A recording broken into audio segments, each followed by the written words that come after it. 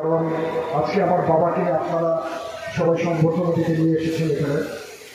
তো আমি দিন মোহাম্মদ পরিবারের পক্ষ থেকে, আমাদের পরিবারের পক্ষ থেকে আপনাদের সবাইকে অনেক ধন্যবাদ জানাচ্ছি যে এত সুন্দর করে একটা প্রোগ্রাম করে এত সুন্দর করে আমার বাবাকে সংবর্ধনা দিয়েছেন এবং উপস্থিত এখানে যারা আমাদের সময় বের করে আমার বাবার জন্য এখানে এসেছেন, আমি সবার কাছে অনেক কৃতজ্ঞ।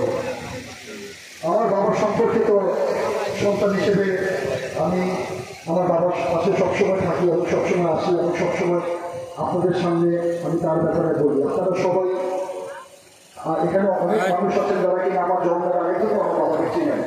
তার ব্যাপারে ওনার মতো আমি ইমোশনাল হয়ে যাচ্ছি। এখন আমরা যারা সন্তান আছি আমরা আমাদের বাবাকে অনেক ভালোবাসি এবং আমরা এই দোয়াই করি যে উনি মাননীয় প্রধানমন্ত্রী তাকে যে দায়িত্ব অর্পণ করেছে সেই দায়িত্বটি সর্বোপরি আল্লাহকে আমরা ধন্যবাদ জানাই, কারণ আল্লাহর অশেষ সহমতে এটা হয়েছে।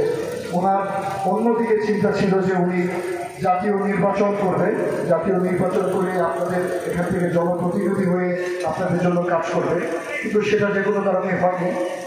তো ওনার ভাগ্যে যে এটা ছিল এটা তো আমরা কেউই জানতাম না।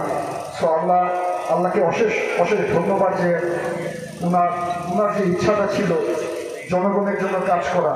তো এইখান থেকে কিশোরগঞ্জ 2 আসন থেকে যদি উনি জনপ্রতিনিধি হতে আপনাদের মধ্যে সীমাবদ্ধ হয়ে যেত, কিন্তু আল্লাহ দেখেন তাকে এমন একটা জায়গায় দিল যে সারা বাংলাদেশের মানুষের জন্য উনি এখন কাজ করবেন।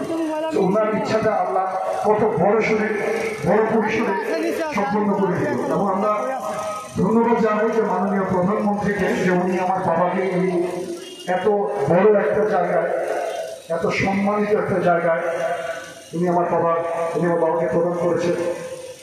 তো আপনারা সবাই তার জন্য দোয়া করবেন এবং আমরা সন্তান হিসেবে দিন মোহাম্মদ পরিবারও আমরা সবসময় তার জন্য দোয়া করি, সে যেন সসম্মানে তার দায়িত্ব পালন করে তার এই দায়িত্ব শেষ করতে পারে, যেভাবে কিনা সে ডিজি হেলথের দায়িত্ব পালন করেছে বা জাতীয় চক্ষু বিজ্ঞানের ডাইরেক্টর হিসেবে দায়িত্ব পালন করেছে।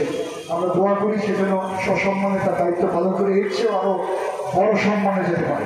আপনাদের সবাইকে আবার ধন্যবাদ জানিয়ে শেষ করছি।